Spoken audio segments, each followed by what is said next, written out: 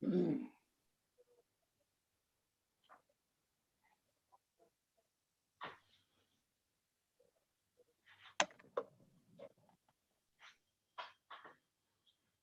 right, you can go ahead. Good afternoon. This is Roy Priest. I am the chair of the Housing Opportunity Commission. And I want to welcome you to our June 9th, 2021 commission meeting.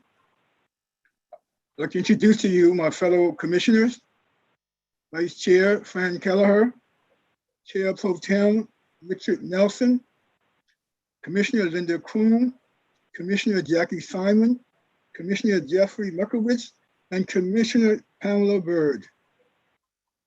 So we have a full contingent of our commissioners here today for the meeting. As usually, we will start this with the community forum. Tonight's community forum is limited to 30 minutes. Participants signed up online in advance to address the commission and are to adhere to the guidelines for participating in the community forum for commission meetings. The guidelines can be found on our website. Participants of this evening's community forum will be prompted to speak by the platform moderator when their turn begins. Participants each have 3 minutes to speak.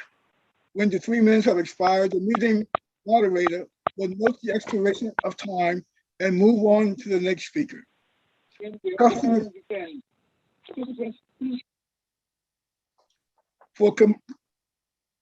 will please ask that you would mute your phones. For customers and others unable to address the commission this evening, you have the option to submit written comments to the commission available on our website. Please be sure to consult the participation guidelines to ensure your submission meets our requirements. I'd like to thank you. Tonight's commission speakers are 1, Cameron Lundgren. Mrs. Lundgren? Hello? Hello? Can you hear me? Yes, I can. Okay, so am I ready to testify? Yes, you are. Okay. Commissioners, good day to you. I am speaking here today to again have a voice as to all of the illegalities and injustices I have endured under the leadership of Stacey Spann as the executive director and ringleader. And I want to say a statement directly to you, Stacey Spann. Mr. Spann, although this is bittersweet, your resignation for me, I want to let you know that I will be holding you fully accountable as to you taking any of my personal sensitive information there on record with you all when you leave HOC at the end of July, sharing this everyone, including Senator Kramer, Montgomery County Council, Montgomery County delegates, Montgomery County Inspector General, HUD, Maryland Commission on Civil Rights, County Executive, Attorney General are fully aware of my whole story and how I've been so ruthlessly victimized under your leadership, Mr. Spann. You are all on their radar and being watched and monitored, believe me. They have already verified with me that they will work with me to hold you fully accountable, Mr. Spann, in every way. Mr. Spann, this is called karma, and you should have to suffer the consequences so many of us have endured under your leadership. You also violated me in my dignity and my rights as a U.S. citizen. Your resignation is a big first step and the tip of the iceberg, as HOC needs to be totally revamped, and all of the departments as well. Lynn Hayes and her department, Renee Harris and her whole department under her very suspect leadership, which includes voucher issuance, inspections, and those ghastly termination proceedings. I will continue speaking out until there is full accountability, believe me. This also includes Asha Memon and her legal department. I am not just speaking up for myself, I am speaking out for all of the other victims of HOC who, for whatever reason, do not have a voice. Karma, Mr. Spann and HOC, karma. Enough is enough of these illegalities and very suspect business practices of HOC under your leadership, Mr. Spann. Finally, accountability. There is a higher power that shows mercy, man. Thank God for mercy being shown to me, BACC folks, and so many other victims of HOC's corrupt and illegal methods, to also include being horribly treated and prejudiced upon and outright publicly humiliated by you and other HOC employees. Who do you all think you are that you can just violate privacy laws, our constitutional and civil rights so ruthlessly? The real injustice here is that HOC is supposed to be helping people like me and help to represent our interests. the fair housing laws, etc. You were supposed to uphold this, yet you are the very ones who have so violently betrayed all of this. I am not quitting until proper justice is served. Thank you for hearing me today. I look forward to working with you, commissioners. Thank you.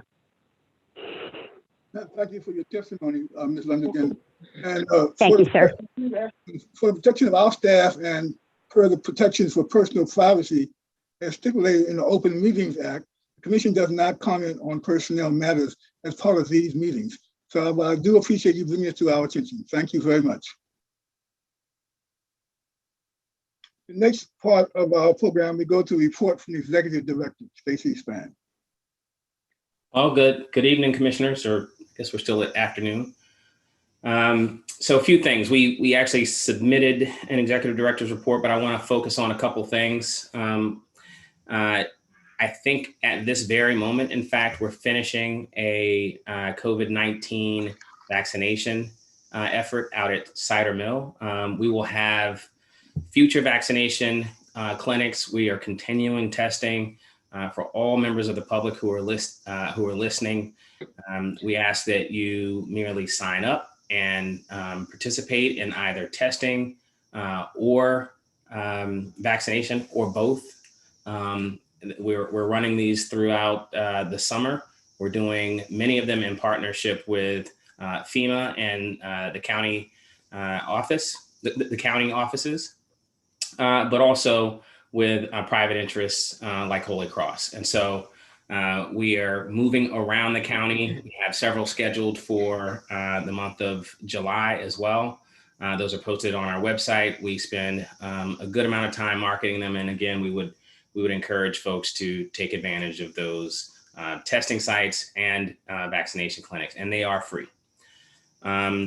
So I also want to, and I should thank, it's extraordinarily hot outside, as we all know. So I want to thank the teams who've been out knocking on doors, making phone calls, and rallying folks to get vaccinated against COVID-19. They're out at Cider Mill finishing up right now. So thanks again, team. And then I wanted to point out, commissioners, two super important things. We, on June 9th, our mortgage finance, and legal teams closed on the issuance of $16.15 million of 2021 Series B multifamily housing development bonds. And that's huge for us. That was actually a really good pricing. That's for our Stewarttown property in Gaithersburg. Restriction of all 96 of those units will be preserved for households earning 60% or below of area median income. And so we're really, really excited about that one. Thank you, Kayreen and team. And then today, we priced and sold $28.4 million of tax-exempt single-family mortgage revenue bonds. And the whole purpose there is funding new mortgage loans and down payment assistance loans for first-time home buyers. Just incredibly excited about that. There's some tumult in the market, and Kayreen and team worked with our financial advisor and bankers, and were able to coin a phrase that they use today, thread the needle around timing, so that we actually were able to optimize pricing and the issuance. So we're tremendously excited about these two issuances. And what I would say as a follow-on is for first-time home buyers in Montgomery County, please consider HOC your first stop, particularly for those who are looking for affordable home purchase solutions for the first time, as we have down payment assistance support as well. So with that, I'm going to wrap it up because we've got a robust agenda. It's great to see you all. And as I said earlier, forgive the cicadas, and it's a little warm, so I'm sweating. My head's a little shinier than normal. So thanks, commissioners.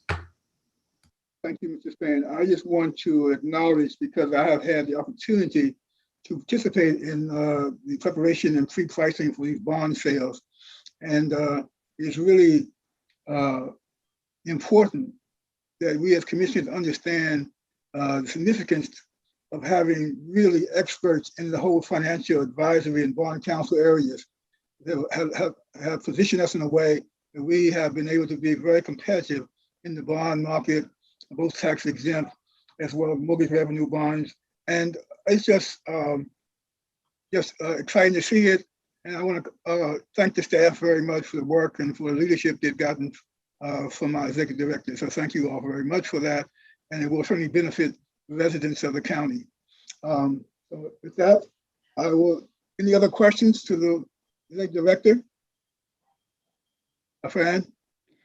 Hi, Stacy. I just want to commend you and the staff on the work that you put into arranging the testing and especially the vaccine distribution at our sites. I know you started calling the county health department very early in the pandemic because I was constantly haranguing you about it.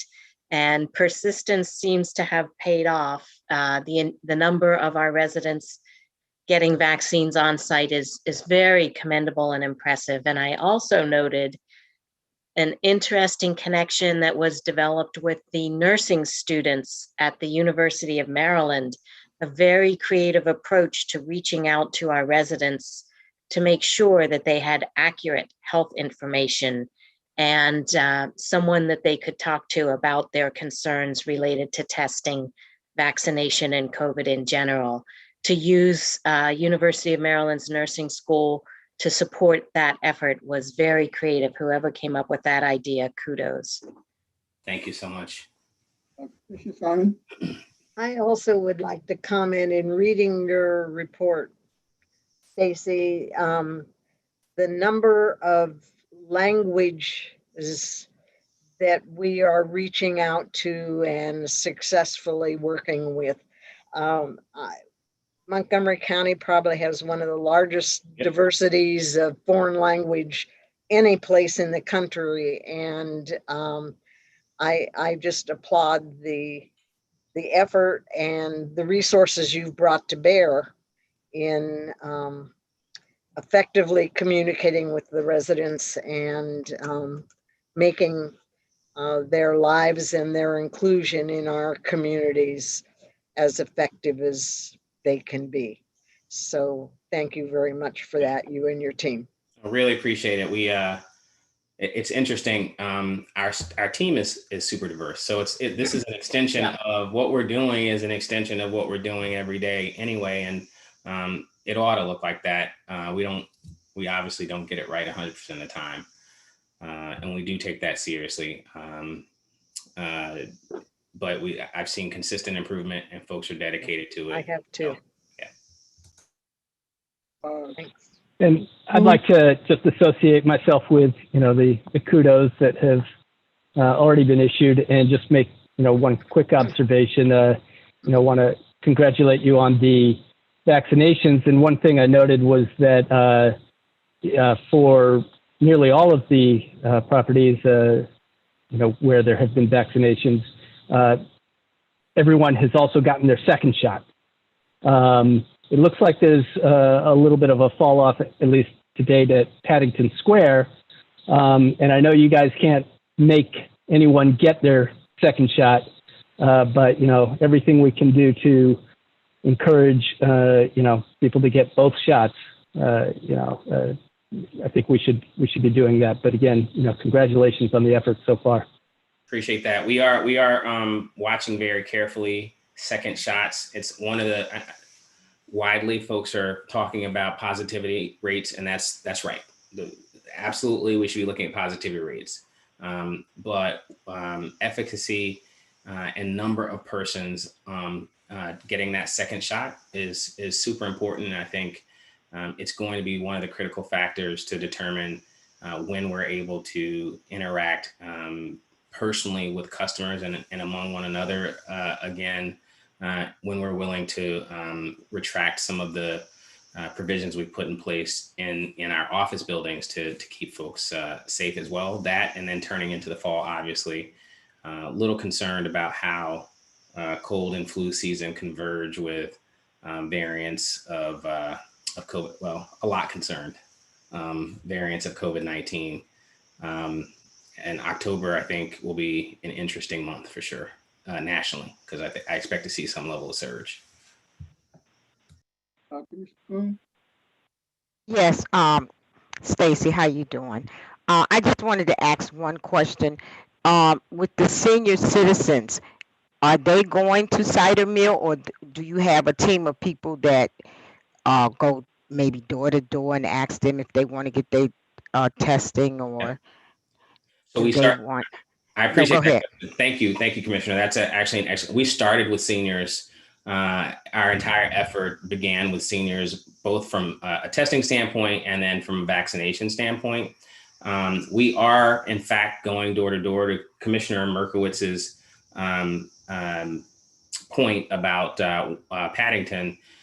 We have found that a prior door knocking activity and marketing efforts works, but it's helped when we're on site and we have a little bit of a lull in activity, and then we're really aggressively knocking on doors and taking the opportunity to educate folks.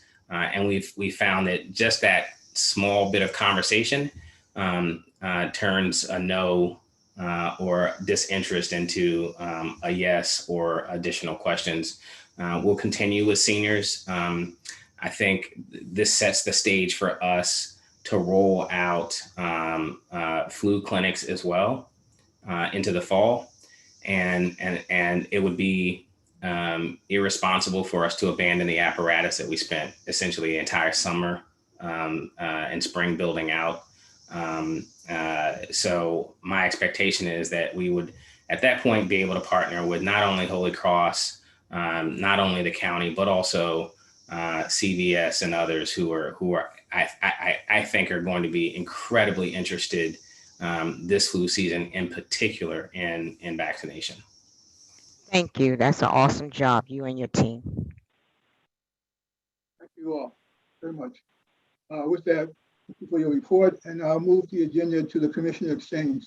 Let me take a point of privilege, if I could, to start this discussion with formally acknowledging and announcing the fact that our Executive Director, Stacy Span, has in fact submitted his resignation effective July the 30th, 2021, and that the commissioners of HOC have in fact accepted his resignation, and we are in the process, starting the process to begin to identify a replacement as Executive Director. I don't want to use this as a forum for saying about whether we like or dislike our Executive Director, but more to say the fact that acknowledging it, we will have a formal time and we will in fact celebrate all of the accomplishments that have occurred at HOC under his leadership. We will not take this forum to do that, but I just want to formally announce that to the community. With that, let me open it up for any other comments from commissioners.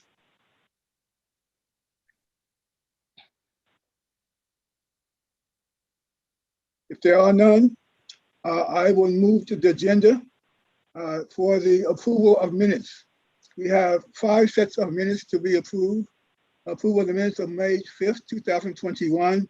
Approval of the minutes of May 11th, 2021 special session.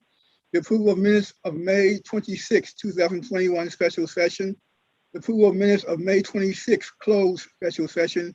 And the approval of minutes of June 2nd, 2021 special session. Can I get a motion to approve these minutes? Move approval. I second. It has been properly moved and seconded. Are there any questions? All those in favor signify by saying aye. Aye. Aye. Aye. Aye, so ordered. Next is the ratification of actions taken in the special session on May the 11th, 21, related to Holly Hall, Resolution 2149R. So Yeah. moved. Second. Who moved it? So Grant. moved. Okay, it's been moved and seconded to ratify the action taken in special session on May 11th related to Holly Hall. Are there any questions? Those in favor signify by saying aye. Aye. Aye. Aye. Nay, so ordered. You also have one consent item on our agenda, which is the approval to appoint commissioners to the board of directors of various development corporations. Resolution 21-50. Can I get a motion? I move approval of resolution 21-50. Second, It's been properly moved and seconded to approve resolution 21-50. All in favor signify by saying aye. Aye. Aye. Aye. Nay. So ordered. We will now take a recess of the regular meeting, and we will convene the annual meeting for development corporations. The development corporations are entities that are wholly controlled by HOC and own various HOC properties. For each development corporation, the board of directors is comprised of the HOC commissioners, and the offices are the same as the offices of the commission. Each development corporation is being presented with a resolution that is seeking 3 approvals. First, the corporation is being asked to approve electing the officers of the commission as the officers of the corporation.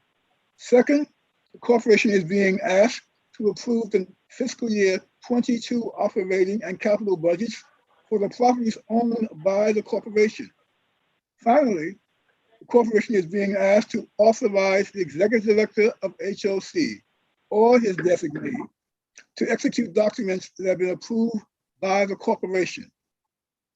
The Oaks at Four Corners Development Corporation will also consider a report to renew the property management agreement for the property.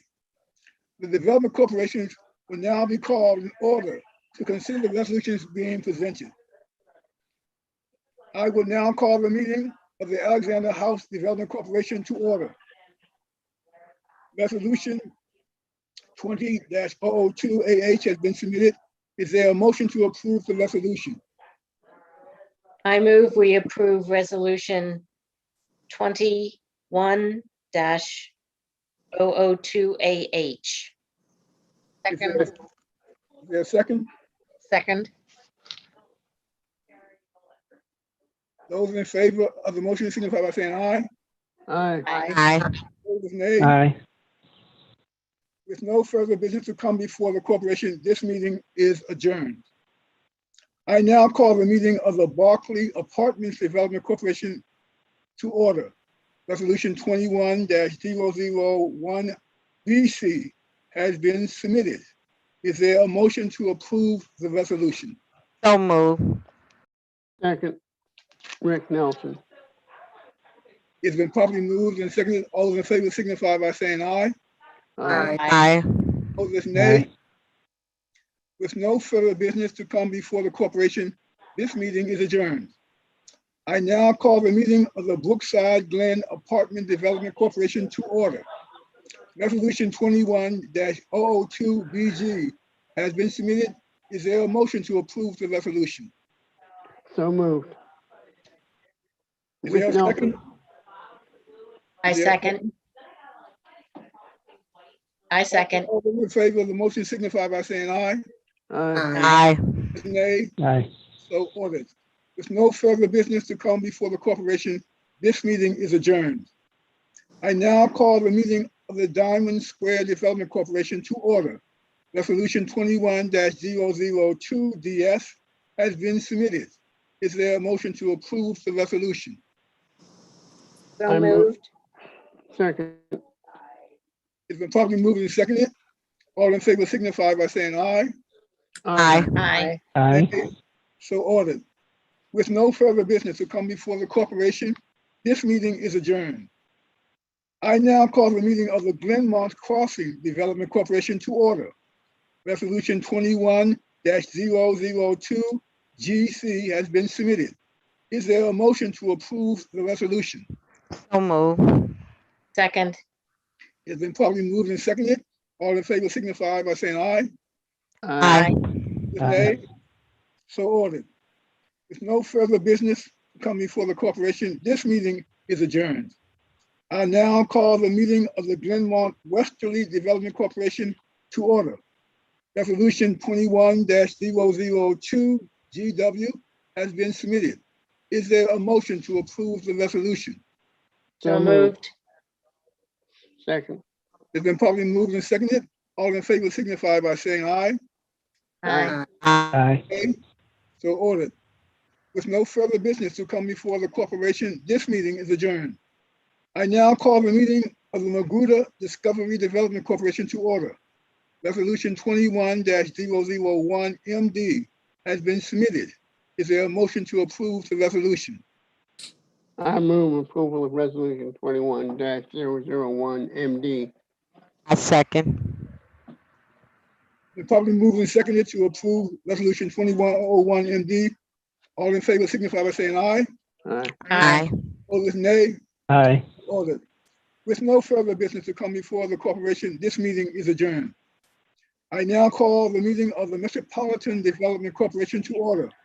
Resolution 21-002 ME has been submitted. Is there a motion to approve the resolution? I move approval. So of moved. Second. It's been properly moved and seconded. All in favor signify by saying aye. Aye. Aye. Aye. Nay. Aye. So ordered. With no further business to come before the corporation, this meeting is adjourned. I now call the meeting of the Montgomery Arms Development Corporation to order. Resolution 21-001 MA has been submitted. Is there a motion to approve the resolution? So moved. Second. Properly moved and seconded. All in favor signify by saying aye. Aye. Aye. Aye. Nay. Aye. Ordered. With no further business to come before the corporation, this meeting is adjourned. I now call to order the meeting of the Paddington Square Development Corporation. Resolution 21-002 PS has been submitted. A motion to approve the resolution. So move. Second. It's been properly moved and seconded. All in favor signify by saying aye.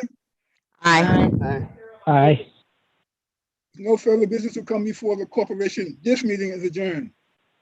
I now call the meeting of the Pooks Hill Development Corporation to order. Resolution 21-001 PH has been submitted. Is there a motion to approve the resolution? So moved. It's been properly moved and seconded. All in favor signify by saying aye. Aye. Opposed, nay. Aye. With no further business to come before the corporation, this meeting is adjourned. I now call the meeting of the RAD 6 Development Corporation to order. Resolution 21-001 RAD 6 has been submitted. Is there a motion to approve the resolution? So I move. moved. Second. Properly moved and seconded. All in favor signify by saying aye. Aye. Opposed, Aye. nay. With no further business to come before the corporation, this meeting is adjourned. I now call the meeting of the Scattered Site 1 Development Corporation to order. Resolution 21-001 SS1 has been submitted. Is there a motion to approve the resolution? So moved. Seconded. Properly moved and seconded. All in favor signify by saying aye. Aye. Opposed? Aye. With no further business to come before the corporation, this meeting is adjourned. I now call the meeting of the Scattered Site 2 Development Corporation to order. Resolution 21-001 SS2 has been submitted. Is there a motion to approve the resolution? So moved.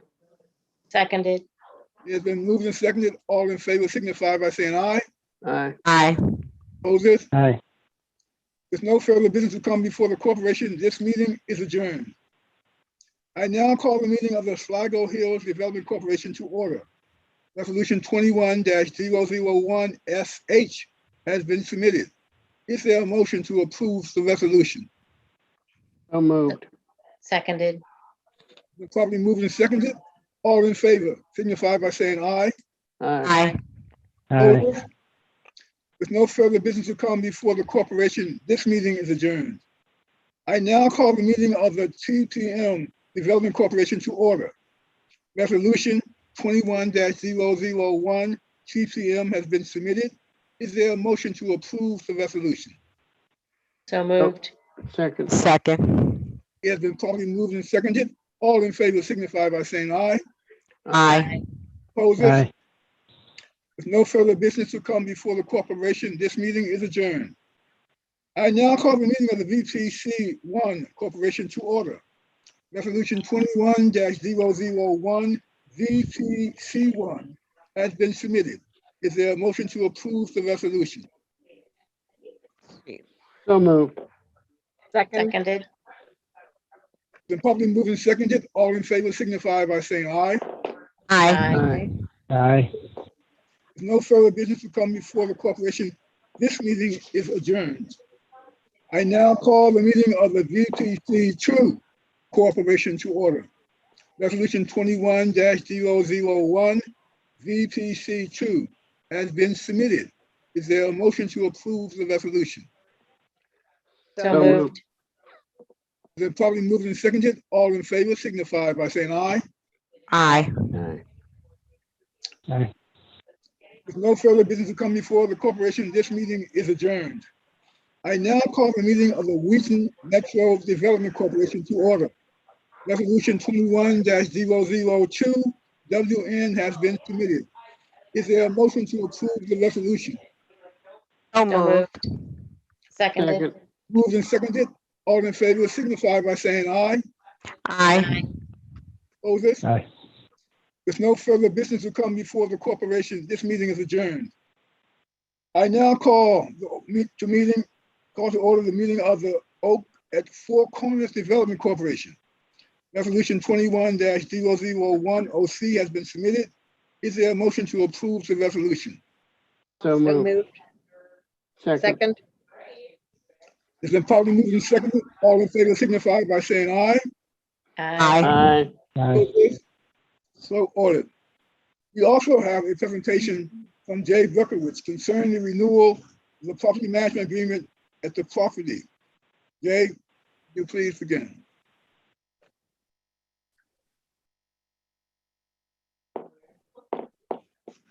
Okay, good afternoon, Commissioners. For the record, Jay Berkowitz, Asset Manager for Property Management. Staff is requesting a one-year renewal of the property management contract with Edgewood Management for Oaks at Four Corners through July 2022. Oaks at Four Corners is a mixed income property that serves seniors with 48 units under the HIF program and 72 market units located in Silver Spring. The Oaks at Four Corners was built in 1986 and has not had any major renovations. The property is well maintained and the average occupancy has been 99% over the last 2 years. And it received a score of 99B for its most recent REAC inspection in 2019. With this high score, the property would only be subject to tri-annual inspections by REAC. The renewal of the property management contract for Oaks at Four Corners for 1 year will not have a budget impact as the costs associated with the services were factored into the fiscal year 2022 property budget. Additionally, the renewal will be performance-based, so the management fee will be lower if revenue declined below budgeted expectations. In addition to occupancy, performance criteria will include REAC scoring. The properties had no reduction in fees because of the occupancy levels or REAC score. Staff requests that the Board of Directors of Oaks at Four Corners Development Corporation approve the property management contract renewal with Edgewood Management for 1 year at Oaks at Four Corners through July 2022. Are there any questions? Mr. Chairman, Yes. I'd just like to make a comment on this. After reviewing all of these other corporations that we've dealt with, I am struck by the occupancy rates that Edgewood Management has maintained in a significant number of the units that they manage for us. And there are some that I would consider the most difficult, which are, in my mind, the scattered sites. But I think the occupancy rate, the inspection results just cry out for acknowledgement of the fine job that Edgewood has done for us. And I think I would like to move this resolution. So there's a motion to approve resolution 21-002 OC. Is there a second? Second. Second. Are there other You questions? got a Are question? there Yes. other questions? Yes, Commissioner Nelson. yeah, I just want to concur in the comments of Commissioner Simon, but in fact, I think what this points out, and if I recall correctly, the Oaks at Four Corners has not always had 99% occupancy. And but it's good progress. But the point I wanted to make is, and it's true with this property and others, and no matter who's managing them, I'm not clear what the process is, but I'm hopeful that staff has a process whereby they will in fact look at across the board the performance of various developments and the management of those developments and figure out what's working and what's not. I mean, something's obviously working. Maybe it's location, maybe it's not. But I think that there are lessons to be learned if you really look at all of them, compare the various elements of their budgets, their operations, their occupancy. And I think this is something that staff should be doing on a regular basis, and hopefully they are doing so. That, Thank you. Are there other questions or comments? It's been properly moved and seconded to approve resolution 21-0020C. It's been properly seconded. All in favor of the motion signify by saying aye. Aye. Aye. Opposed, say. So ordered. With no further business to come before the corporation, Can I, oh, I'm sorry. is adjourned. You have some other you want to mention? Before you go to the next item, yes. Okay, The only comment I wanted to make, and it's primarily for those who might be viewing, the speed with which we have gone through this, which has been good, by the way, Mr. Chairman, doesn't recognize the fact that the various members of the commission have in fact considered the individual budgets of each one of these corporations and the record of those corporations.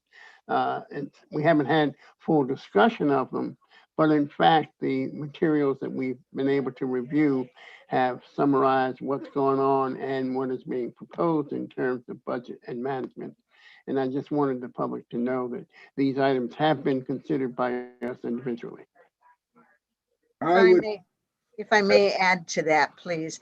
Not only have we looked at the budgets and the overview, but we've looked at the occupancy rates, the work orders, the time to turn the work orders to close them, and maintenance history, and any other operational items that go into this.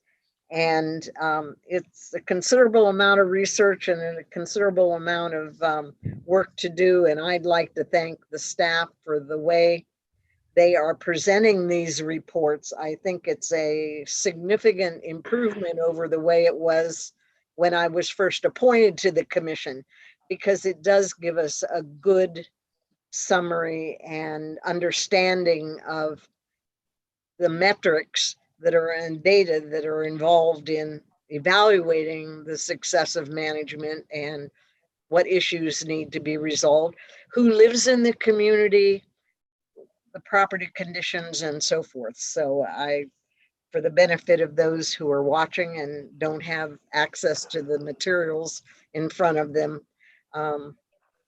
was hundreds of pages of data that we have reviewed in order to deal with these annual reports and budgets. it should be noted that this information that you have spoken about is available to the public upon request to see it. Yeah. So also, I just want to acknowledge that having gone through 20 of these development corporations is also a testament to the level of work and development that's being done in HOC for the benefits of the residents of the county. I just want to acknowledge that as well. With no further business to come before the corporation, that meeting was adjourned, and we will now reconvene HOC's regular monthly meeting. The first order of business under that are committee reports. The first ones are Budget, Finance, and Audit Committee, chaired by Commissioner Nelson. And the first item on the, for presentation to the commission and recommendation for action is the third FY21 third quarter budget to actual statements. And I think Cornelia is going to introduce the subject and the presenter. Thank you, Commissioner Nelson, and good afternoon, Commissioners. For the record, I am Cornelia Kent, the CFO at HOC. As Commissioner Nelson mentioned, we will be presenting the third quarter FY21 budget to actual statements. The agency ended the quarter with a net cash surplus of $3.2 million, which resulted in a third quarter budget to actual positive variance of $1.2 million. Just to keep note that our rent receipts continue to fluctuate from month to month. Our current rent receivable balance is approximately $5.5 million, and our bad debt expense for the year so far is $2.3 million. Cornelia? Stacy? So allow me a chance to interrupt real quick here. Sure. Commissioners, you heard her, the CFO point out that 5.5 million in arrearage is in existence. And I want to also point out that we the staff have made a full-on effort and will continue to so that we have access to the rental support from both the county and the state. I don't expect it to be a very near-term process, but I just want to point out two things. One, we are taking full advantage of literally every program that's out there and making direct request and direct application from the agency to both the county and the state. And then two, because we are live streaming this, I want to encourage any of the public, whether you're living in HOC owned properties or not, to avail yourself of the application process that's housed at the Montgomery County Department of Health and Human Services. So with that, I'm going to let Cornelia get back to it. And thanks for enduring that public service announcement. Thank you, Stacy. So on that note, I'm going to turn it over to Tomi Adebo, our Assistant Budget Officer, to go ahead and provide further details. Thank you, Cornelia. Good afternoon, Commissioners. The general fund experienced a positive variance as a result of savings in expenses coupled with lower draws on the Opportunity Housing Reserve Fund, offset by delays in the receipt of anticipated commitment and development fee income. Several of our unrestricted opportunity housing properties exceeded budget due to savings in various expense categories, offset by lower tenant income and higher vacancies. There was a small amount of expenses for the public housing program at Emory Grove for utilities, communication costs, and solid waste tax. And the voucher program experienced a higher administrative surplus through March as a result of higher than anticipated administrative fee income and a positive variance in administrative expenses. With that, I'd be happy to answer any questions you may have at this time. Questions? No question. Request to approve Resolution 21-51 for the fiscal year 21 third quarter budget to actual statements. Can I get to that effect? So moved. I second. It has been probably moved and second to approve Resolution 21-51. All in favor, signify by saying aye. Aye. Aye. Aye. Aye. So ordered. Next item. The next item is coming up on your screen. A recommendation from the staff related to uncollectible tenant accounts receivable and the authorization to write some of those off. Again, I think Cornelia will introduce the staff to make the presentation. Again, thank you, Commissioner Nelson. And we are requesting the write-off of our uncollectible tenant account receivables for the third quarter of FY21 it's about $67,000. And Eugenia Pascal, our controller, will go ahead and present additional details. Thank you, Cornelia. Excuse me. Good afternoon, Commissioners. It is the agency's policy to provide for an allowance for any tenant accounts receivables which have been outstanding for over 90 days. The staff is also recommending to the Commission on a quarterly basis the write-off of uncollected receivables from former tenants. The proposed write-offs for the third quarter of fiscal year 21, which covers January 1st to March 31st, amounts to $68,000. This total includes $63,000 unpaid receivables from Opportunity Housing properties, largely from former tenants at Pond Ridge, State Rental Partnership, Scattered Site 1 Development Corp., and BPC1 and BPC2 Corporation, and $4,000 from the McKinney program. The ROD properties and former public housing tenants accounted for the remaining $700. The reasons for the write-offs across the properties are mostly due to tenants who skipped or voluntarily left their units, tenants who purchased a home, tenants who passed away, and those who left due to job transfer, and those who want more space. The next write-off will be for the fourth quarter of fiscal year 21, which will cover April 1 to June 30, 2021. If you have any questions, we'll be happy to answer them. Thank you. Yes, I have a question. You said that this is an increase from the last budget we had, and it's an increase of $18,036.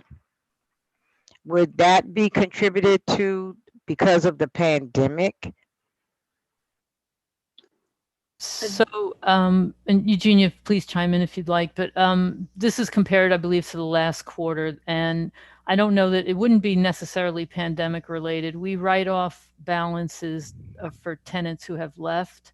So there may be some related to the pandemic, but I would think it's just a change in circumstance for some individuals. It's hard to disaggregate it, Commissioner Kroom, because essentially, if folks are skipping, that is, they leave with large balances or any balance.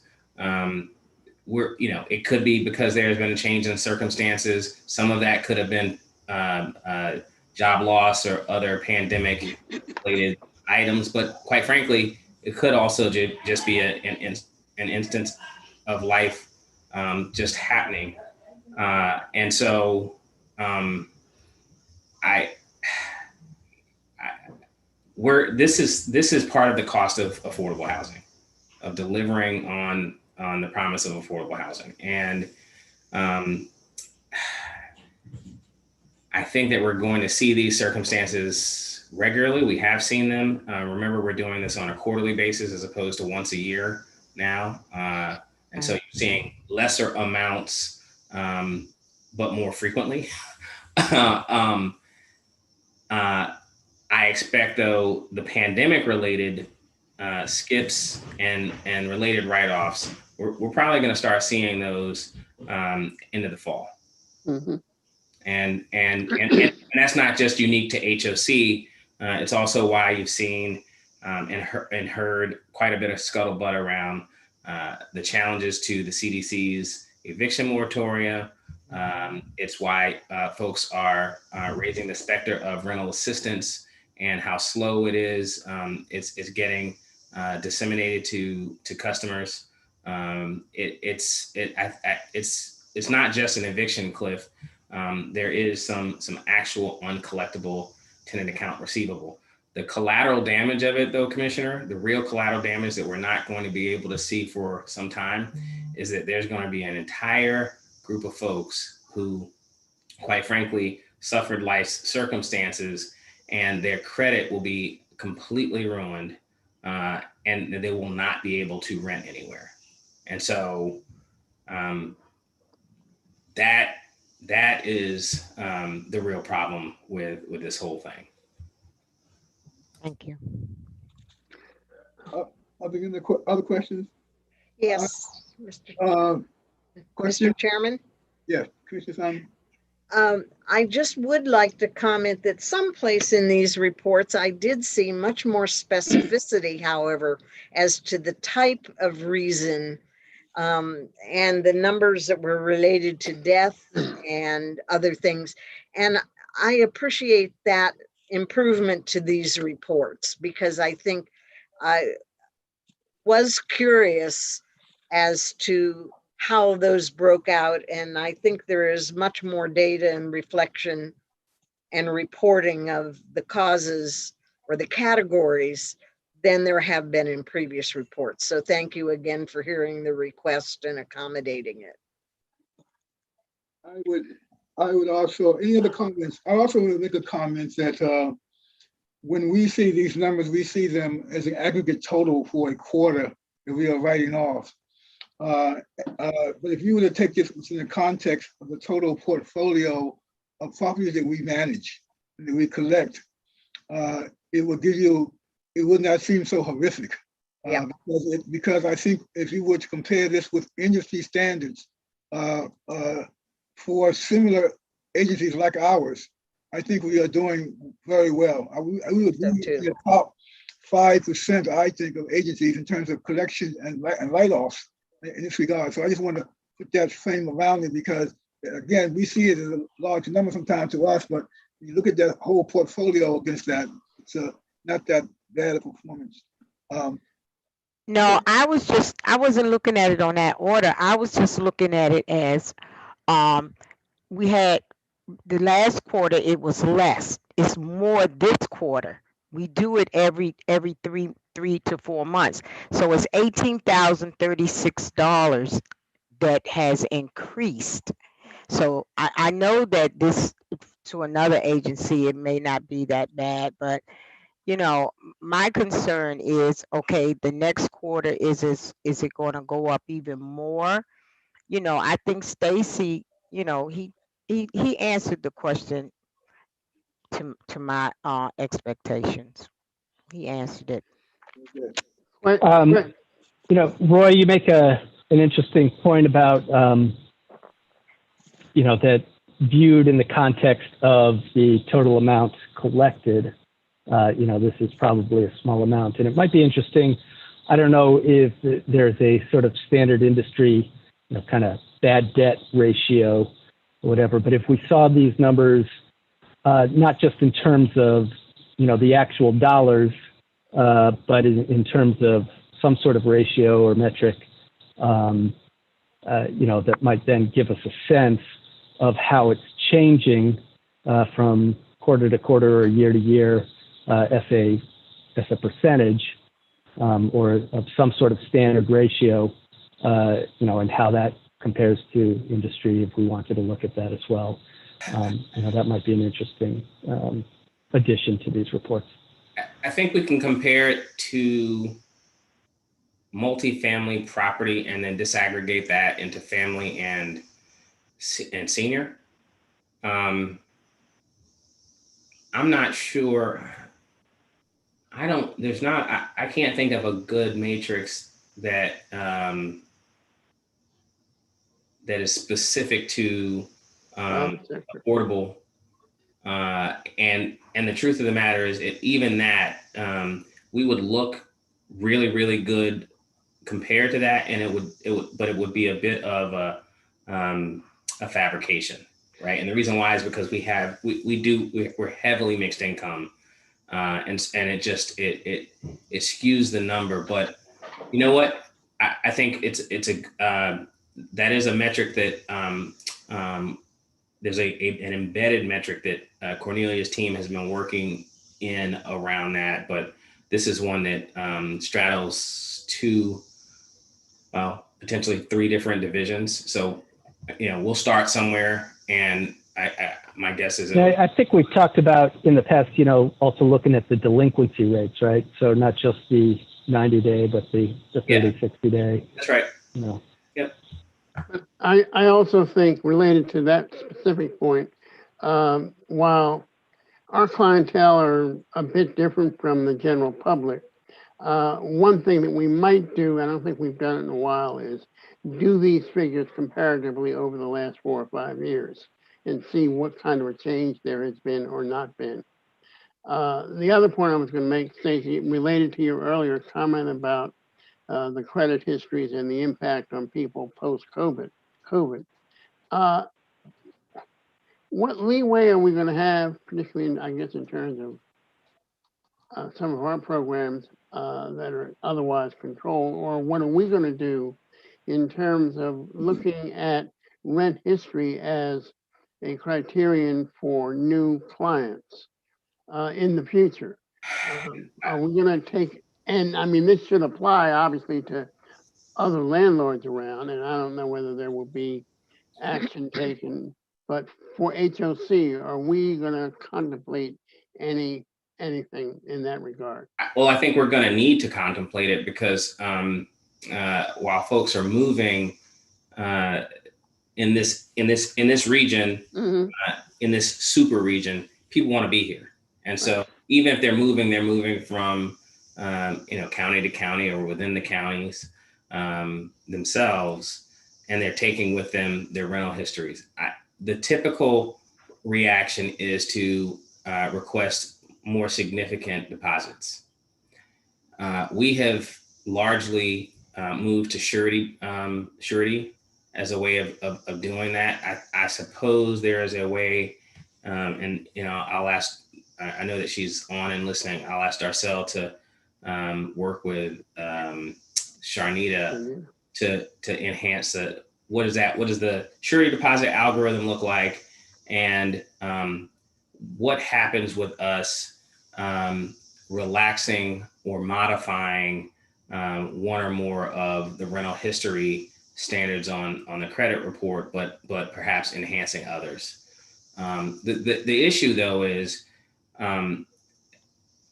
we rely on these stupid metrics because we can't, and I say stupid because they're not dynamic. We rely on them heavily because we can't take the time to unpack and still lease up individuals and their, what actually happened to you, right? And then it also gets into, sort of privacy concerns and issues around disclosure and discrimination. So I know that we're going to have to look at it. So I have those two suggestions. How far back do we go in terms of rent history? When we have a new Darcel, you're on. How far back is it typically? Typically it's 2 years, but we'll definitely take a closer look because we ask for rental history overall. Typically 2 years. My question related to that obviously is that because of the pandemic, we might go, if we can go back 4 years, see if there was a change related to the pandemic period versus prior to that as some indicator, but okay. Why don't we play around with how we might do it and then suggest what that looks like. Okay, well, my point is I just think it's something that we need to consider. Okay. I would just offer that we have this kind of conversation, that we take into consideration the population who we serve in our program. And we don't want to create standards that become a barrier to access. Absolutely. And because that in fact is what we are dealing with now with the whole issue about inequitable treatment, because we have standards that apply to one people, then it doesn't to the other. And we don't want to get into that business. So I don't disagree with you. I mean, it's interesting how this, the most alleged objective systems are in fact not that. They're subjective and they're discriminatory. That's not accidental. We know that. It's just easier to create a no pile than it is to give access. I think, this is what we're going to have to see at some point in terms of diversity, equity, and real inclusion is the credit bureaus and Fair Isaac really taking a more holistic look the way that they do in Australia for both the positive attributes to credit and as well as the delimiters. So I think this has been a very useful conversation. But I would like to move the resolution approval of resolution 21-52. So moved. You got a second? Second. Been probably moving second to approve resolution 21-52. All in favor signify by saying aye. Aye. Aye. Aye. So ordered. Next item, Next item is the calendar year 2020 audits. And again, the acceptance of those, and Cornelia will introduce that subject. Thank you, Commissioner Nelson. And Eugenia Pascal, our controller, will go ahead and present the results of our 2020 calendar year audits.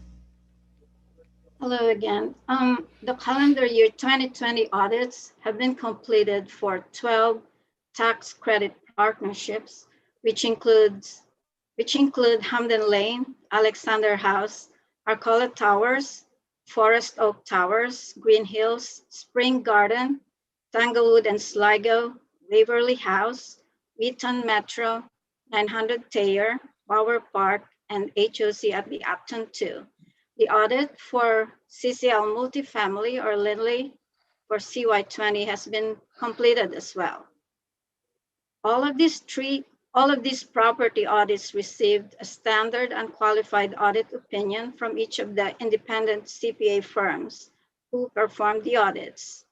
The BFNA committee reviewed the staff recommendation to accept the CY20 audits for these properties at its May 25th, 2021 meeting. If you have any questions, we'll be happy to answer them. Thank you. I'd like to congratulate the staff on the unqualified audits. Knowing how difficult it's been to conduct audits during this period of COVID, it's called, I'm sure, and required extra effort of the staff, and it's been probably harder to do both for the auditors and the staff to achieve this. So congratulations to you, and thank you for your efforts that get us here. I'd like to move approval of resolution 2153. Second. it's been probably moved and seconded to approve resolution 2153. Any questions? Seeing none, all in favor signify by saying aye. Aye. Aye. The next subject is a request to extend the use of the PNC Bank line of credit and the real estate line of credit to finance, continue the financing of some of our projects. And Cornelia? Thank you again, Commissioner Nelson. And again, Eugenia Pascal, our controller, will go ahead and present this item. Here's my final presentation, commissioners. The commission has previously authorized the use of the PNC line of credit and the PNC real estate line of credit, or RELOC, for MHLP 7, Fairfax Court, Ambassador, Avondale, Brook Park, Year 15 Litec, and HOC Fenwick and Second Headquarters. This is in order to either prepay existing mortgage, purchase or acquire full ownership, or to provide bridge financing for pre-development and renovation expenses. The total outstanding draws from the LOC and the RELOC is about $13.2 million as of March 31st, and with estimated annual cost of approximately $77,000 based on 1 month LIBOR as of May 4, 2021, plus the spread. The current maturity date is June 30, 2021 for all these properties except for Brook Park, which will mature on August 11, 2021. The staff, along with the BFNA committee, recommends extension of the maturity dates for the use of the 2 lines of credit for these properties through June 30, 2022. Thank you very much.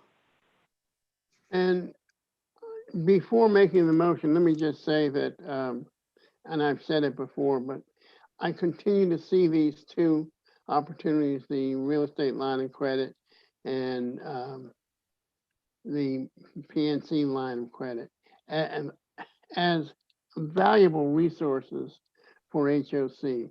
They have even this year saved us considerable amounts of money as we have gotten out of some higher finance rates. They give us a bridge to permanent financing. It's been a tremendous help, and congratulations again to the staff and the advisors for the development of it. And with that, I would move approval of resolution 21-54. Second, I second. it's been probably moved and seconded to approve resolution 21-54. Any questions? All in favor signify by saying aye. Aye. Aye. Aye. Aye. Aye. So ordered. Next item.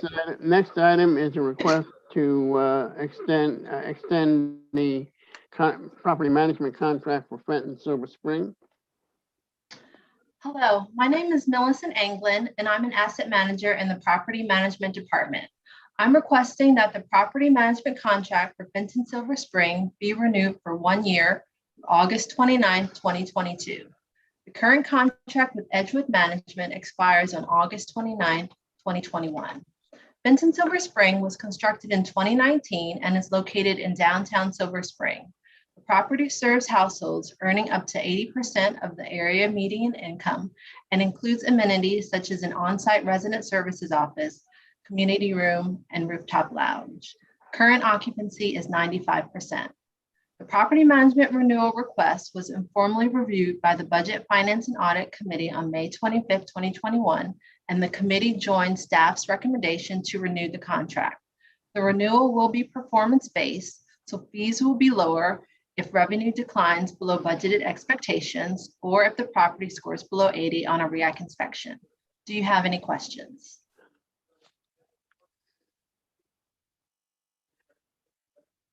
No questions? Can we get a motion to approve resolution 21-55? I move we approve resolution 21-55. You have a second? Second. It's been probably moved and seconded to approve resolution 21-55. Are there any questions? All in favor signify by saying aye. Aye. Aye. Aye.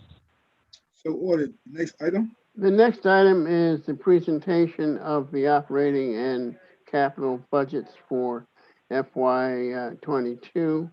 And let me just say before we start, just look at the totals. I mean, we're talking about an operating budget for HOC of $293 million, a capital budget of $438 million. HOC is a major corporation within Montgomery County, which we are contributing considerable amounts in terms of the economy of the county, as well as the housing that we provide to our many residents, both market rate and affordable.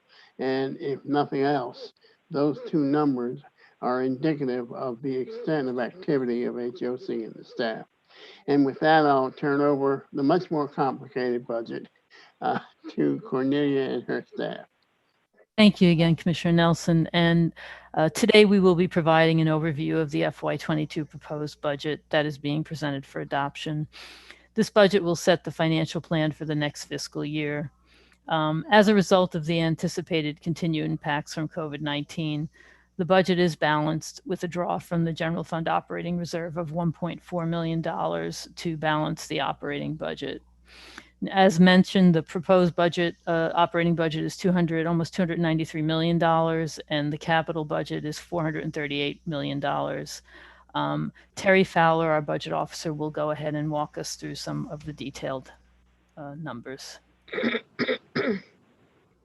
Good evening, commissioners, and thank you, Cornelia. Before I begin, I do want to thank everyone who was involved in the development of this budget office and that worked to support the budget office in bringing this forward this evening. You will notice that on page 283 of your packet, the proposed budget of $292.9 million represents an increase of approximately $690,000 from the recommended budget that was presented on April 7th of $292.2 million. The details of this increase are described on pages 284 through 290 and summarized later on the charts on page 294 and 295. However, I would like to explain that the major contributors to the change were the refinements to the bad debt assumptions for several properties based on our recent experience with receipts for current and prior month's rent and the existing allowance balances. And that was partially offset by lower projected rental income and higher vacancies at some of our properties. The proposed capital budget for FY22 of $438.3 million represents an increase of $125,000 from the recommended budget presented on April 7th of $438.2 million. This increase is in the capital development projects and reflects the restoration of the previous $125,000 reduction in the County Capital Improvements Program, or CIP, funding for improvements in our deeply affordable units that was recommended to be restored by the Fed Committee and ultimately approved by the County Council. On page 301 of the packet, you will see the breakout of the income.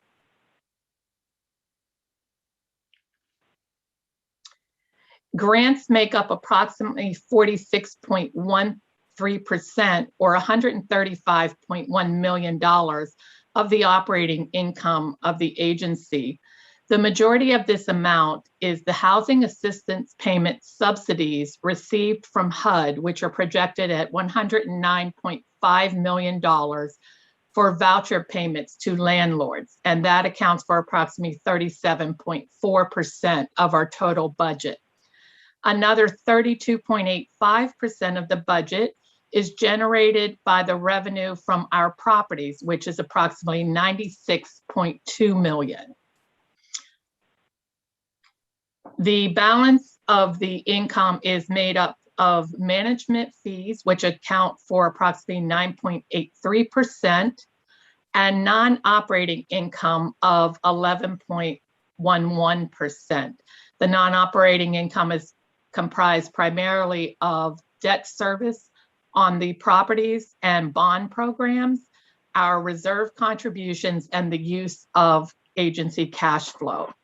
On page 302 of the packet, the expense side composition is about 72.1% or 211.3 for operational expenses, with the housing assistance payments making up the majority, or 27.9% and $81.6 million projected. The non-operating expenses make up the balance of the income at $81.6 million. On page 304 of the packet, you will see the breakout of restricted and unrestricted revenue. Of our $292.9 million revenue budget, only $26.6 million, or just under 9.1%, is available for discretionary spending. The restrictions are either from grant or bond requirements, debt service or reserve contributions, or internal requirements to cover the cost of operating and maintaining our properties. On page 305 of the packet, you will see the proposed capital budget for FY22 of $438.31 million. That is comprised of just over $7 million in improvements for our facilities and properties, and $431.1 million for 12 capital development projects that will have activity during fiscal 22. The charts on pages 306 and 307 show the distribution of the sources and uses for the capital budget. Unlike the operating budget, which does not change much from year to year in the distribution of both your income and expenses, The capital budget can fluctuate greatly depending on the nature of the capital development deals. And I would be happy to address any questions you may have. What would be considered miscellaneous income? I saw something on here said miscellaneous.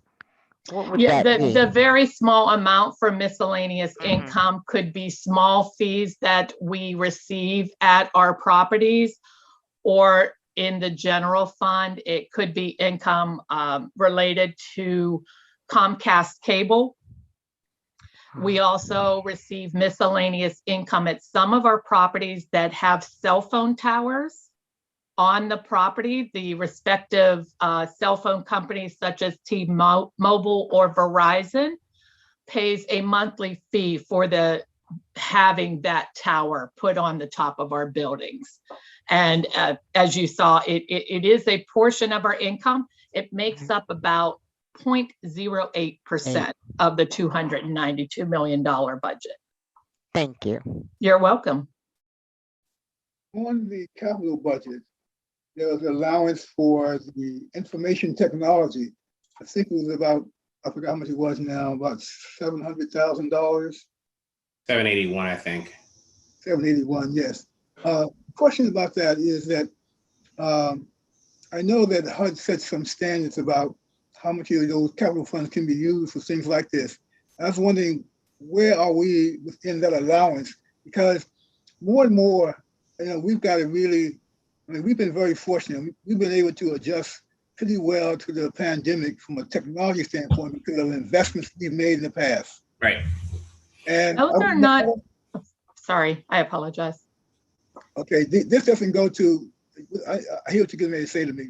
But I'm just saying that where we're using money out of our operating budget for technology.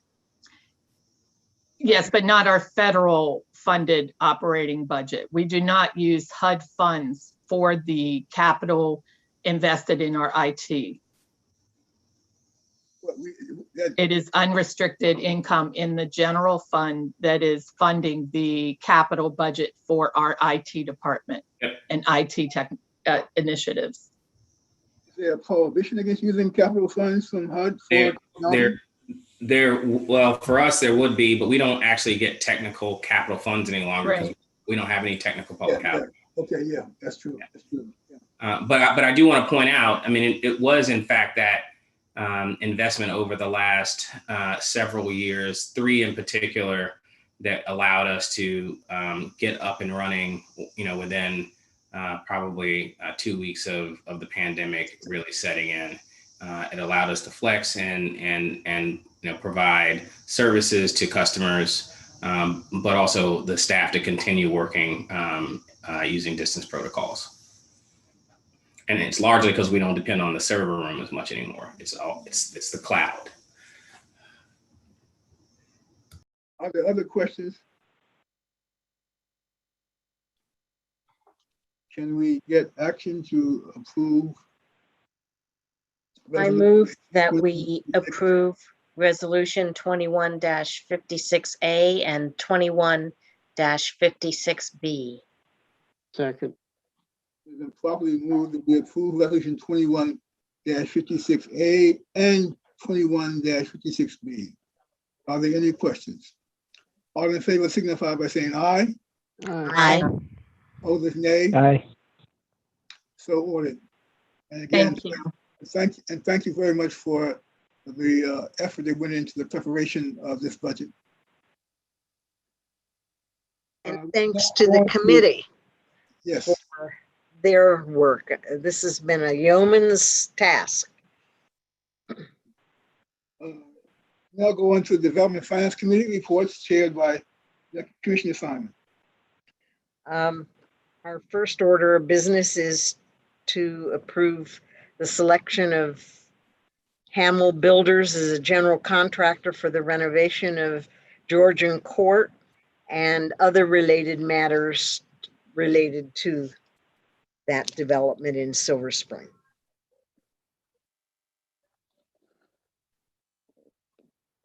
Okay.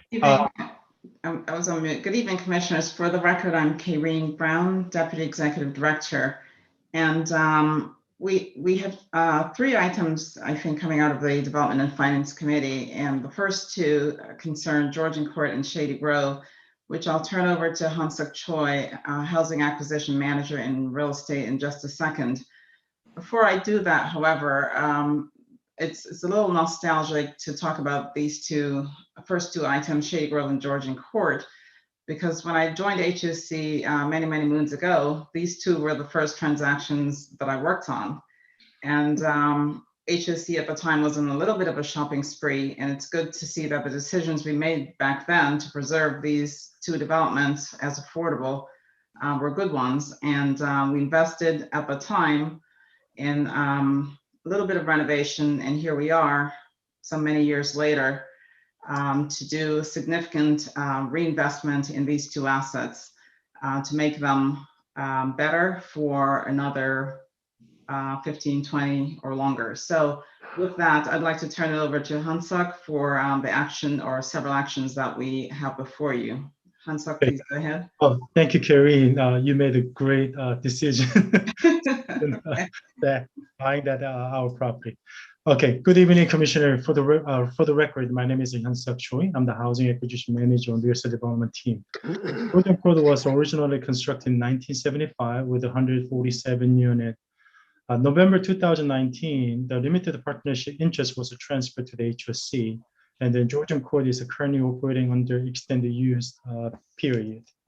The renovation will be completed with a resident in place, facilitated by temporarily stopping future leasing activity, and then moving up to 12 currently occupied units to the offsite location in order to create 1 vacant building or 24 vacant units. Georgian Court is a locating qualified census tract, which is qualified for the 30 base boost for the low-income housing tax credit. In February, staff issued request for the proposal RFP 2237 for general contractor service for the renovation. On April 12th, staff received a full proposal from the 4 qualified firm to be participate, to be considered responsive and to be evaluated. Scoring team consists of staff from the mortgage finance, asset management, and the construction management.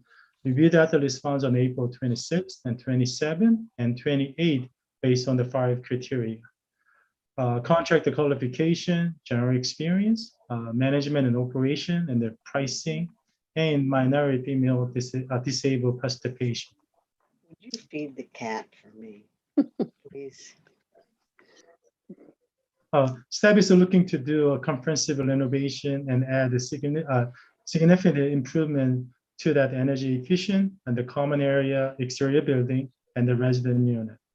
Georgian Court has asbestos containing material, and the staff is including the renovation scope to remove all asbestos containing material. Hammer scores the highest in the average of evaluator scores in the criteria with an average score of 84.3. Staff is recommended to select the Hammer Builders as a general contractors for the renovation of a Georgian Court apartment and authorizing the executive director to negotiate the contract with the Hammer Builders. Hammer Builders is the proven history of a successful work for the HOC, including Red 6 and the Green Hill. The renovation will be similar in scope to the Green Hill and to be increase the efficiency of the building to reduce operation costs to the both property and the resident. Staff is a request approval of an increase of $500,000 to existing development budget to be funded with a loan from the PNC Bank line of credit to prepare the low-income housing tax credit application for submission to the DHCD and to get the building permit. I'm happy to answer your question.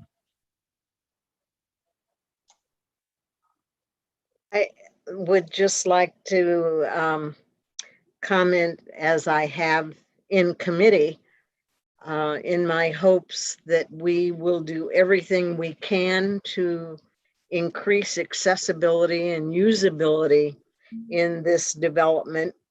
I saw new data this week that indicates that my great-grandchildren who've been born in the last 3 years have a 50-50 chance of living to 104. And I think if we're looking 50 years down the road, that these renovations need to take into very serious consideration the continuing projected lifespan and efforts that will go into the future development and research that goes into extending that life and our role in meeting the needs of that population. So I appreciate the efforts that the staff is making, and I hope that they will continue to press full steam ahead in accomplishing all that we can do within the confines of what we have to work with. And I understand that there are limitations, but I hope we keep pressing the edge. Yep. If there are no questions, I would have like. one question. Yes. You know, and it's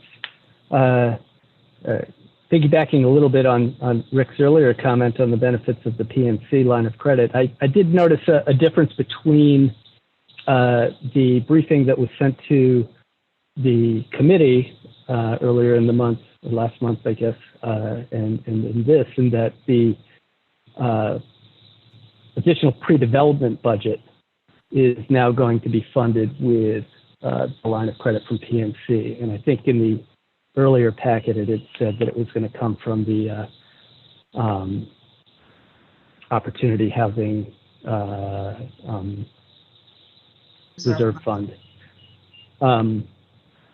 And I assume, I did notice, I was going to comment that, you know, previously I noticed that we were getting pretty low on that reserve fund for this and for the Shady Grove, if we were using it for both, and how it was going to be replenished. But is that why we're making the switch to the line of credit? Is it a lower cost for us to do it this way? Yes, the reason what prompted that change? The reason for the switch was to not deplete the OHRF further. We thought this was a better funding source to ensure that there is a little bit of room remaining in the OHRF. And because of the short time frame for which the real estate line of credit draw will be outstanding, and it would not impact the transaction in a big way. And so we thought drawing on the relock would be better for the agency overall. Can I, following up on that, can I ask a question? Because without going back to my notes,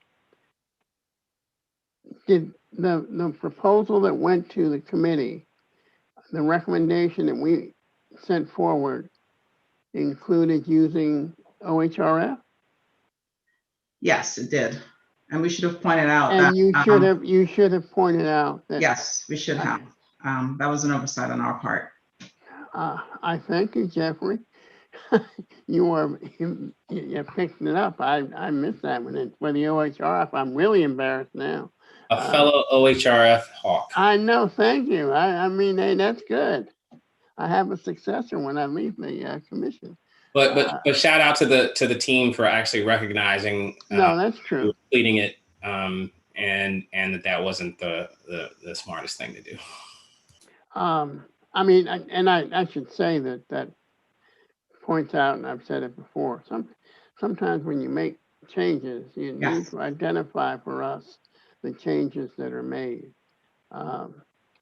including, by the way, and I was just going over this. When we did the budget thing, I've asked before, I'll ask again, would you please date the copies of what you send us? There have been 4 copies of the budget, and I'm never sure which one you're reading from. And I don't know what is sent out to the public, to us. Gotcha.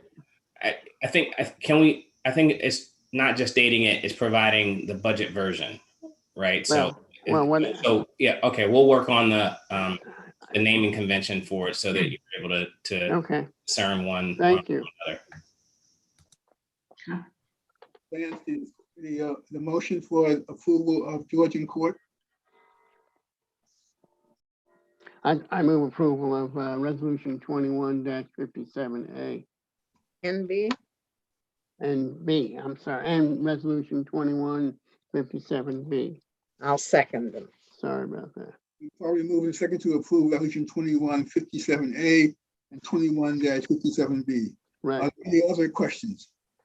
All in favor signify by saying aye. Aye. Aye. Opposers?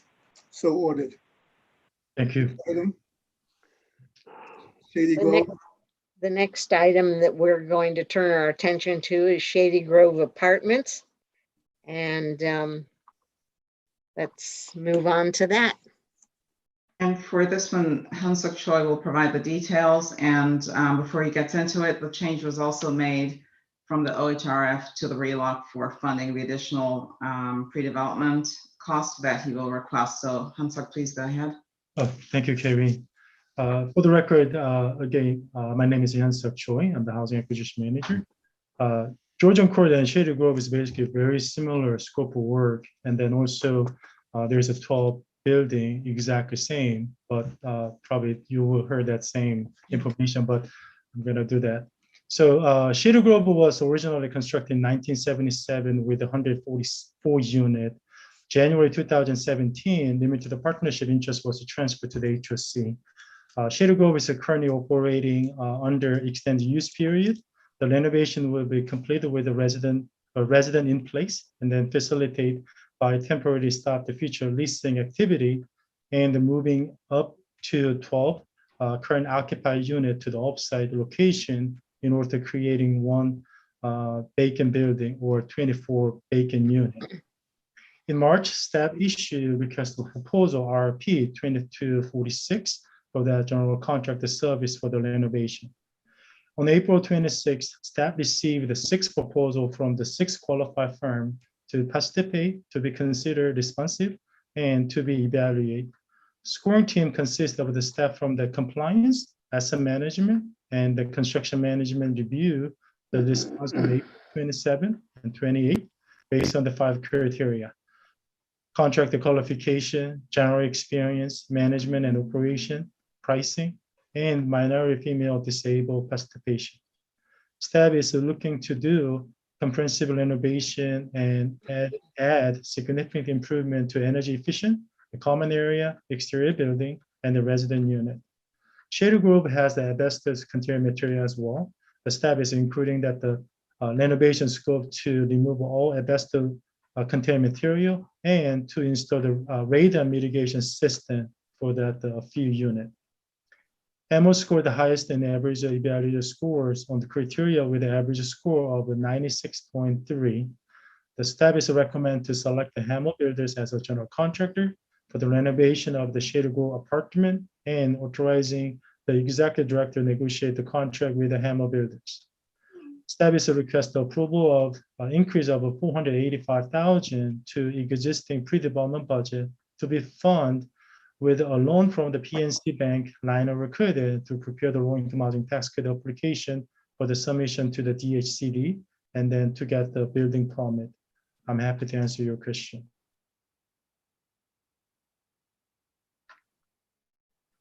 No question, but just want to congratulate you on finding a developer or with such a high MFD score.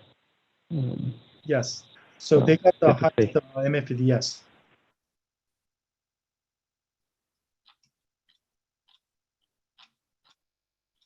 Are there action to approve resolution 21-58A and 21-58B? Second. So moved. Thank you. Moved and seconded to approve resolution 21-58A and 21-58B. Are there any questions? Seeing none, all in favor signify by saying aye. Aye. Aye. So ordered.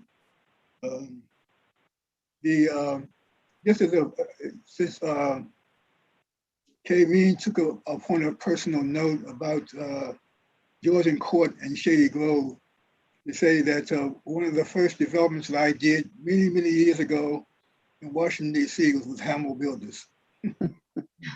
Oh my goodness. They've been So we both have survived. I survived and they survived. Right. Next project.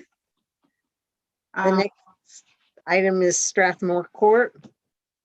Yes, and for this one, Jennifer Arrington will provide you with the details. And for this, we're very close to wrapping up our refinance with the FHA risk share mortgage. And this is really transferring the units into the limited partnership owner so that we can complete the FHA financing. So Jennifer, please provide a summary for the commission. Thank you, Karine. Good afternoon, commissioners. For the record, my name is Jennifer Arrington, Acting Director of Mortgage Finance. On June 3rd, the commission approved several actions related to Strathmore Court, including a bond authorizing resolution under the 1996 indenture that ultimately funded the underlying mortgage for Strathmore Court. That resolution also authorized staff to process an FHA risk share application to secure credit enhancement of the existing mortgage. To do so, the borrower or mortgagor must be a single purpose ownership entity. Currently, 151 market rate units are owned by HOC, and 51 affordable units are owned by Strathmore Court Associates Limited Partnership, which is 100% owned by the commission. Staff recommends that the commission authorize the transfer of the property's 151 market rate units to Strathmore Court Associates LP, authorize Strathmore Court Associates Limited Partnership to accept the transfer of the market rate units, authorize Strathmore Court LP to complete the FHA risk share refinancing, and approve HOC's assumption of 25% of the risk in the FHA risk share transaction as mortgagee. Upon commission approval, staff will submit the FHA risk share application and anticipates receiving FHA's endorsement by no later than mid-July 2021. And if there are any questions, I'd be happy to answer them. Couple of quick questions. I assume the original financing did not include any FHA risk share or credit enhancement. Correct. Was it just not eligible at that time, or? I believe so. So Go ahead, Karine. So the original financing included a taxable piece, and the rest of it was just on HOC's credit. And when we refinanced it, we moved it into the 1996 indenture, which requires a AAA rated credit. And the rating agency allowed it to be moved into the 96 indenture without the FHA AAA rated credit, but we funded some additional reserves pending completion of the refinance. And so we've been working toward that. And that was fine, maintain the AAA rating in the indenture. Once the FHA portion of it is done, then it'll be fine. We'll move the reserves out of it, and that's all that's needed. But the original financing from the beginning did not have the FHA insurance behind it. Okay. And my only other question, do we lose anything by changing the structure? I don't have any problem with it in principle, but I'm just curious, whether, there are benefits to the existing structure that we, then lose out on by making this change. The property will continue to be wholly owned by HOC. So I don't believe we lose anything. If anything, we gain credit enhancement on our mortgage. Yeah, we don't lose anything, but we have to add the FHA insurance for the financing to remain in the 96 indenture. It's a requirement. Okay, great, thanks. If there are no other questions, I would move approval of resolution 2021-59. I second. Probably moved and second to approve resolution 2159. All in favor signify by saying aye. Aye. Aye. Aye. Aye. Aye.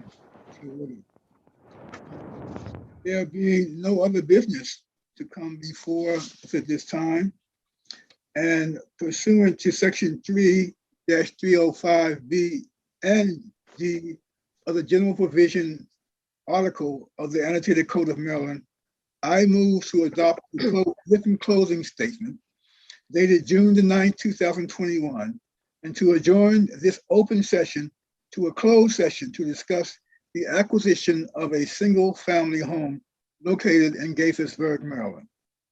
There are two reasons why this topic is being discussed in closed session. First, the meeting must be closed to protect HOC's negotiating power. If this topic was discussed in an open session, HOC could lose the opportunity to purchase the property, or it could receive less favorable pricing. Second, Section 4-335 of the Maryland Public Information Act prevents disclosure of confidential commercial or financial information obtained from a third party. The meeting must be closed in order to protect confidential commercial and financial information provided to HOC from private development partners.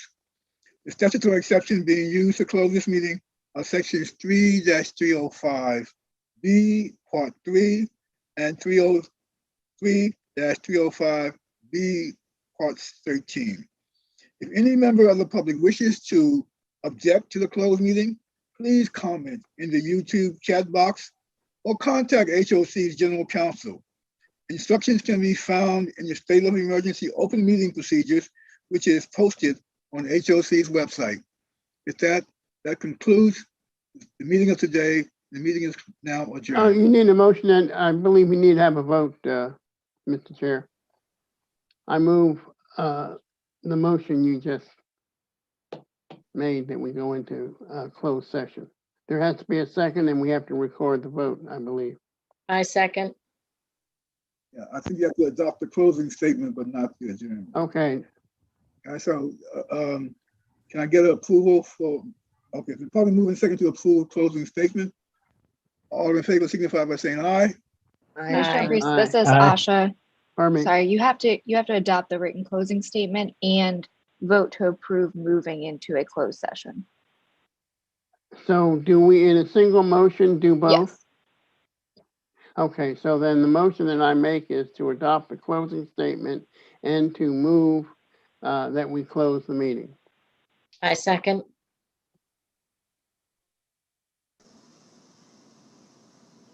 Okay, And we need to vote. Roy, I'm waiting. All those in favor signify by saying aye. Aye. Aye. Those Aye. opposed, so ordered. So you, just for the record, it was unanimous. Yes. Okay.